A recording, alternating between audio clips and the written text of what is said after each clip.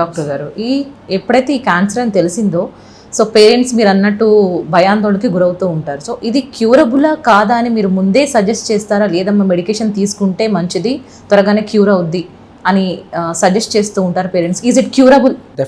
Definitely it is curable. So the fortunate thing in this cancer is that, so మనకి కరెక్ట్గా ఒక 2 years treatment ఉంటుంది.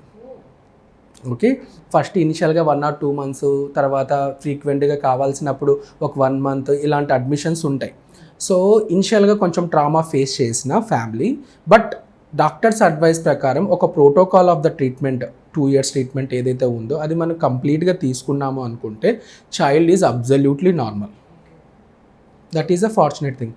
మీరు చెప్తే నమ్మరు. సో ఎప్పుడైతే పిల్లలు 1 year 2 year పిల్లలకి ఇలాంటి క్యాన్సర్ వచ్చి ట్రీట్మెంట్ తీసుకొని వాళ్ళు 25 years 28 years అయ్యి మెడికల్ కాలేజ్లో చదువుకొని ఎంబీబీఎస్ చేసి, మేము ఎంబీబీఎస్ చేసి వస్తున్నాము, we're going to marriage and we want to going to marry a person and we're pursuing a doctor course, MBBS course అని చెప్పే వాళ్ళు కూడా ఉన్నారు. Oh, that was amazing doctor గారు. So because I studied in Kidwai cancer institute, Bengaluru. We have all the departments in oncology, like medical, surgical, radiation, pediatric oncology, gynec oncology, all subspecialties of oncology మాకు అక్కడ ఉన్నాయి. So the paediatric oncology అనేది since last 50 years నుంచి ఉంది అక్కడ.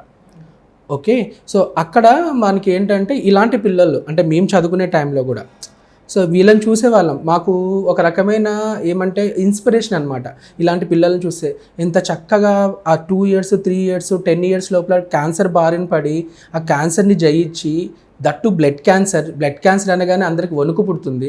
So అలాంటి క్యాన్సర్కి treatment చేయించుకొని, ఆ ట్రీట్మెంట్ చేయించుకున్న తర్వాత ఇన్నేళ్ళు నార్మల్గా ఉండి మళ్ళీ వాళ్ళు ఎంబీబీఎస్ చదువుకొని వాళ్ళు ఇంకా అబౌట్ టు మ్యారేజ్ అని చెప్తే ఇంకా అంతకన్నా ఏముంటుంది ఒక డాక్టర్కి హ్యాపీనెస్, చెప్పండి. దట్ వాస్ అమేజింగ్ అండి. మీరు అంటే మేము వింటున్నా కూడా మాకు వినడానికి చాలా ఆనందంగా. So that is the thing అనమాట. సో మనం ఈ బ్లడ్ క్యాన్సర్ వచ్చిందని ధైర్యం కోల్పోయి ఇంకా అయిపోయింది, this is the end of life అనేది లేదు.